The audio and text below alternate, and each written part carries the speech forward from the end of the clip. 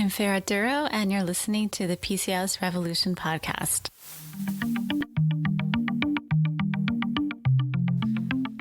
Well, hello, everyone, and welcome back to the PCOS Revolution podcast. I'm your host, Farah Duro, licensed reproductive acupuncturist, and I'm here today with Marilyn Aracena, who's worked with me for several years now in our clinic at Florida Complete Wellness. And she is a doctor of Oriental medicine, and her specialty is working with infertility and also with women who have PCOS. So I thought today we could actually talk a little bit about how Chinese medicine works for PCOS and give us some really helpful tips to help minimize PCOS symptoms using the herbal medicine, Chinese medicine approach. And also just let everyone know what's worked for our patients as well. Not everybody does the same thing, same type of treatment. And I think that we need to let people know out there that there are other alternatives. So if birth control isn't working for you, or you just don't resonate with that, there are other options. Even if you are on birth control, you can actually try some natural techniques that will help your symptoms. And a lot of people are still suffering even though they're on birth control and metformin. So I just wanted to introduce our guest host here today. Hello, Marilyn. Welcome. Okay, great. Welcome. And so as far as what we see every day, we hear the comment like, "Oh my God, I wish that somebody had told me sooner about acupuncture, or about that I could do some herbal medicine to actually help regulate my cycle." And the worst part is, the most heartbreaking part is when someone has been through 3 or 4 unsuccessful IVF cycles or IUI cycles. So that, then it was just mentioned like, well, maybe you should just try acupuncture. When actually it'd be very helpful to, I think, start a program even a couple months in advance of doing any medicated cycle, just to give your body some time to prep a little bit.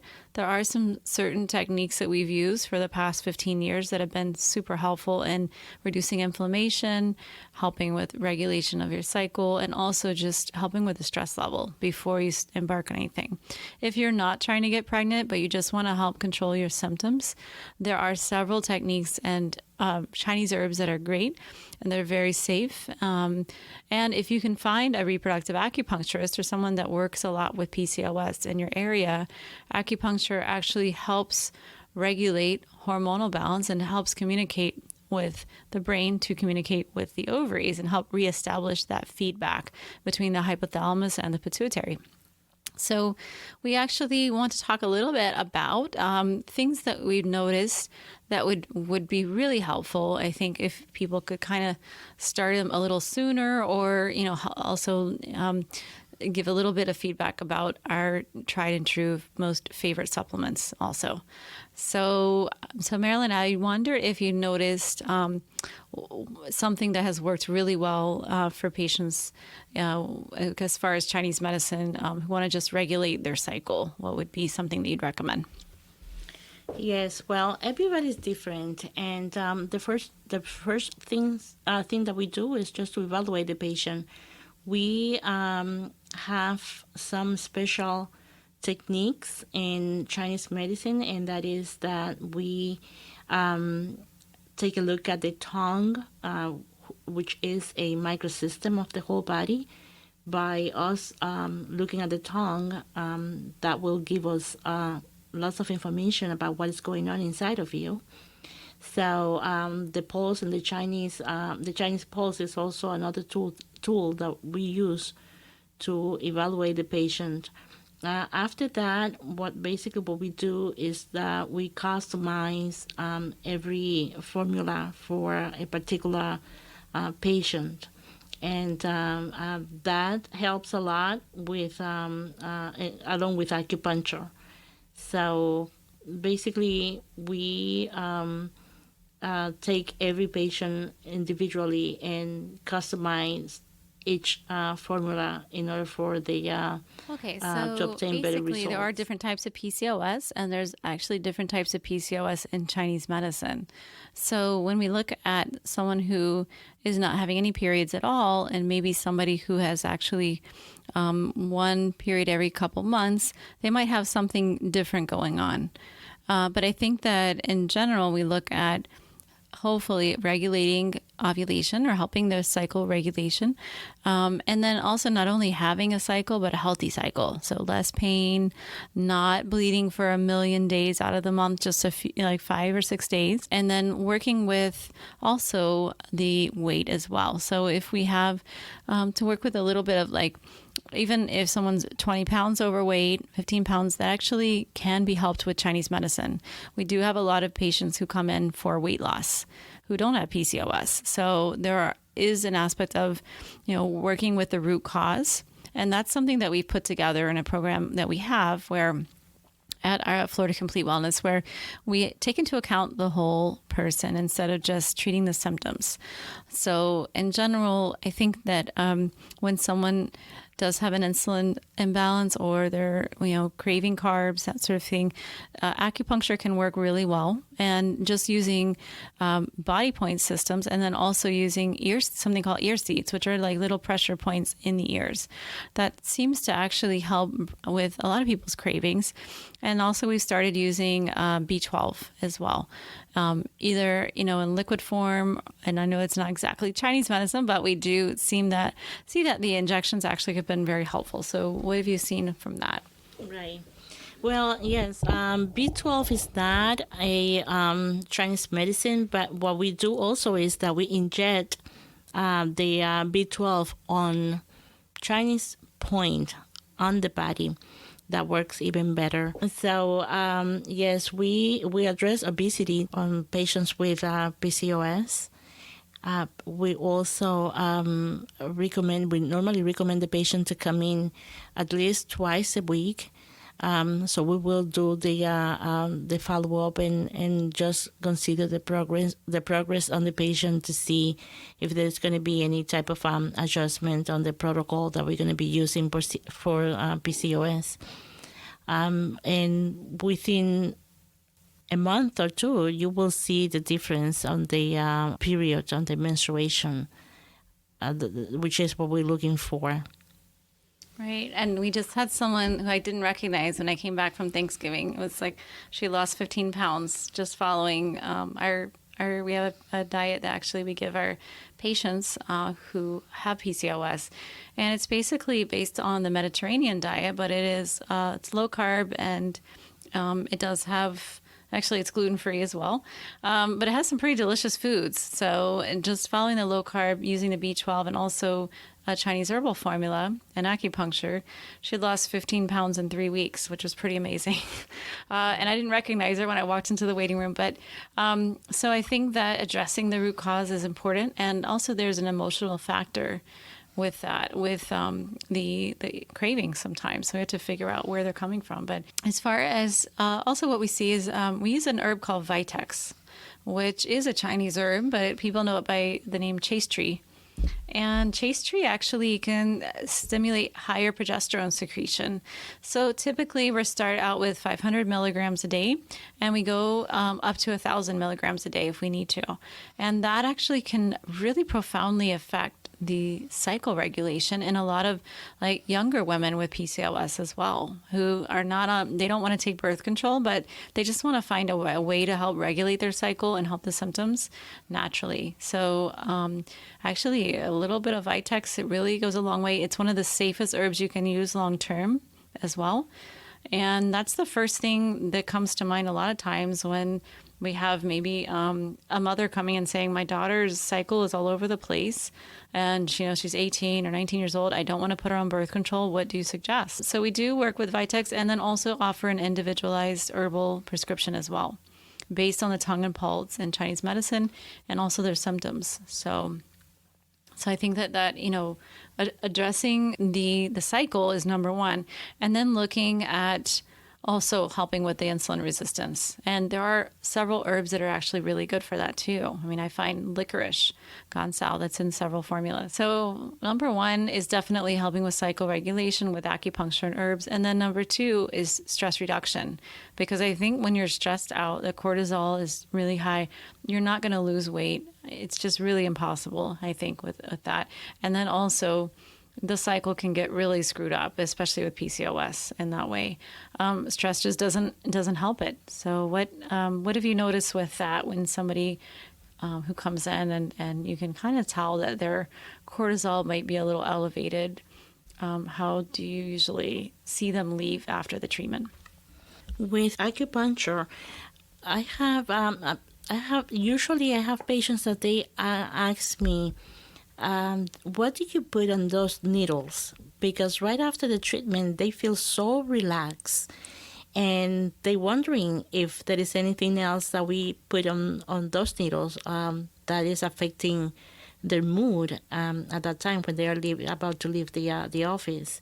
And actually, I feel that yes, acupuncture has been helping a lot to reduce the stress level on our patients, and especially patients with PCOS. Just by coming for acupuncture and having the treatment, that itself it generates so much this neurotransmitter inside our body, Like endorphins. Yes, endorphins. And that itself is give you the a sense of well-being in your body. So I'm sure that PCOS and stress are very close related, and that is something that we do good here to distress the body from the daily routine that we have. And so basically when we look at the cumulative effects, that's when a lot of times people say, does this, like, how often do I have to come? Or, usually we recommend at least once a week. And the reason is because it is a cumulative effect. So acupuncture can build over time. And I think that when we look at like how the brain responds actually to the treatment, most of the time people say, well, I still have stress, but it doesn't affect me as much. It just kind of slides off. And that's something that we notice I noticed with the treatment, that the stress is always going to be there, but how your brain interprets it and how you respond to the stress, that changes. And it's really remarkable how even someone going through a stressful treatment like IVF will say, well, I just don't feel like stressed out anymore, and it just doesn't bother me.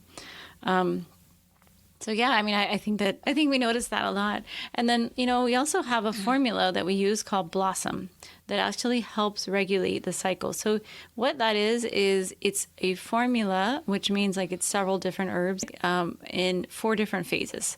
So phase 1 would be around your menstrual cycle. Phase 2 is after the period. Phase 3 is ovulation, a week of ovulation. And phase 4 is a luteal phase. So it's like if you get PMS, it's that week before you get your period. And that actually can create a cycle in somebody who does not have one. We actually had a patient who had no cycles whatsoever. And we used the two rounds of Blossom. So we used phases 1 through 4. For 2 months, and she ended up pregnant. What happened was the second month she ovulated. And so this is a person who went to an IVF clinic, who went through IVF, who did not stimulate. Her body did not respond to the medications. What it did respond to is acupuncture and Chinese herbs. So it doesn't mean if your body just doesn't respond to medication that you never respond to anything. And that's one of the things that I think I love about this, is because Chinese medicine can complement Western medicine. We can work together. And a lot of cases where it's very difficult for us, it works really nicely with Western medicine. So, for instance, with block tubes, I mean, I think that is why IVF was invented in a way. So, I mean, we have to work with an integrative approach. So we're looking at Blossom, those formulas that actually help create an LH surge and help the body remember how to ovulate again. I mean, that's something that if you have been on birth control a long time and you get off of it and you don't have a period, which is what happened in this case, then we need to actually remember again, like, how does the brain communicate to the ovaries? And so reestablishing that connection is important. And, there's many research that involved that actually say, okay, acupuncture lowers prolactin. Prolactin actually is something that actually can prevent you from ovulating if it's too high. So there's things that are out there that are helpful. And sometimes they're just not the first thing that comes to mind a lot of times. We're maybe the last house on the block a lot of times. But, people do actually eventually get to us. So it would be nice to actually just, have that available as an option if you are getting to the point where, you want to try to help your body function a little bit better on its own. And of course, if you are on birth control, then that doesn't mean you can't do acupuncture. It's still helpful for so many things. But I think just having an option to, say maybe the Vitex alone might work for me, in addition to eating a low carb diet and maybe, supplementing with a little vitamin D and omega-3. So, that's something that we can look forward to, just seeing what your body can do. And people are amazed, like, wow, I didn't know. Like, I've been doing this all this time and I had no idea. So. Yes.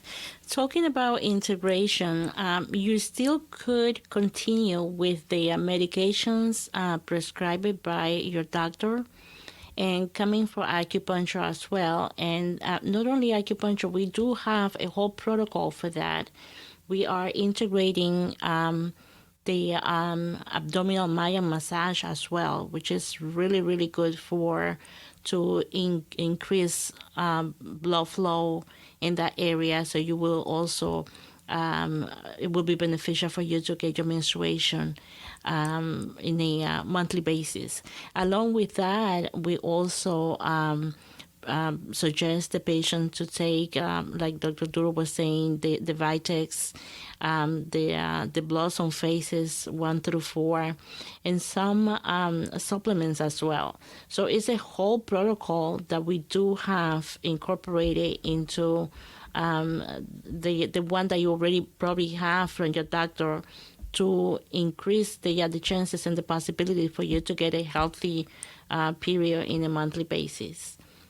Right. And yeah. And I think that what we've done over so many years is said, all right, we need to actually get this into a written protocol where people can actually have some reminders and follow these things a little easier than us just, working one-on-one. So we do work with people who are in different states. Sometimes I work with people in different countries, and, looking at what is going on in their bodies with saliva testing, with saliva hormone testing, which can tell us, the progesterone to estrogen ratios, your cortisol level, so how is your stress level reflecting in your body, and also your testosterone and your DHEA levels. Those you can actually see through saliva testing. And it's been really remarkable how sometimes when we look at it and we see, like, because of your age range, we see, exactly graphed out and everything, that somebody who, let's say, has their estrogen through the roof and the progesterone completely at the bottom will benefit from something like Vitex, which actually boosts the natural progesterone production, and maybe some bioidentical progesterone cream. And just those two, sometimes I've seen just a complete shift, with the cycle, with the skin, and emotionally. And I've used it with myself. I mean, it's just amazing to me. And I think that we overlook that kind of subtle testing as well. I mean, it's showing what the body's utilizing, and it's a very easy way to test. That kind of test you can actually, you can do from anywhere. I mean, and so somebody who has contacted us who didn't have an acupuncturist in their area, who lived about an hour away from the nearest fertility clinic, they just wanted to know what the heck was going on. So they actually did a saliva with a blood spot test, which actually you can prick your finger, put it on a card, send it into the lab, and they will test your thyroid levels from there. And it turned out her husband had a thyroid issue. He has hypothyroidism, which actually in men, if the thyroid is low, it can affect sperm count. So that's exactly what was going on with him. So he worked on his thyroid, and the levels went up. So, and then in her case, her progesterone levels very low. With PCOS, typically it is. So if you're looking at an estrogen dominant situation, Chinese herbs kind of help change the picture a little bit. If you are ovulating, then the progesterone actually increases. So if something can help you ovulate, usually you're going to get more favorable balance. And so we do that all. I mean, we check with what's going on in the body. We also look at what herbs would actually be more beneficial. And this could be actually used for all different ages too. We've actually had women who are in their 50s who maybe had PCOS when they were, younger, but now they're getting some other issues coming up where, they could be still insulin resistant or going through hypertension, or maybe there's some menopausal symptoms that are coming out now. So definitely, it's worth exploring and really finding out what your potential is, what you can do on your own, and working with somebody who actually understands the intricacies involved in really, trying to work with hormones, both naturally and also in an integrative setting. So, so that I just want to leave you guys with some parting words that, if you're getting frustrated and you feel like that really all you've been told to do is just take birth control and, live with the symptoms, that's just not true. I mean, there are so many things you can do. So don't give up, keep looking. And, in the meantime, we're here for you. So if you have any questions at all, you can find us on floridacompletewellness.com. We actually have a contact form, so you can actually go and contact us through the website, any questions you have, and even a one-on-one session if you needed to speak to somebody about your situation. Myself or Dr. Aracena will be happy to help you. And we've seen it, we've been through it, and we know, working with PCOS for over 15 years, that there are things you can do. So I hope everybody has an amazing week, and I really look forward to the next week. And as always, get in touch with us. Let us know what you'd like to hear. And I hope you have a great day. Thank you. And that's the end of this episode of the PCOS Revolution podcast. If you've enjoyed the show and want to help me spread the word about how women with PCOS and hormonal imbalances can lead happier, more healthier lives, please head over to iTunes and leave us a review. They really do make a difference. If you'd like to have a question answered on the show or would like to recommend a guest, please go to floridacompletewellness.com/podcast.